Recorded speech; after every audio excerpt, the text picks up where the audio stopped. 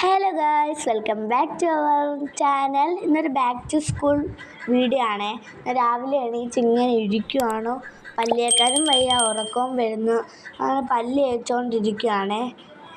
ഞാനും എൻ്റെ അനിയത്തിയും കൂടെ പല്ല് തേച്ചിട്ട് കുളിച്ച് കാപ്പി കുടിക്കുകയാണേ. ഇതാണ് എൻ്റെ ഡ്രസ്സ്. ഇഷ്ടപ്പെട്ടെങ്കിൽ ഒന്ന് പറയണേ.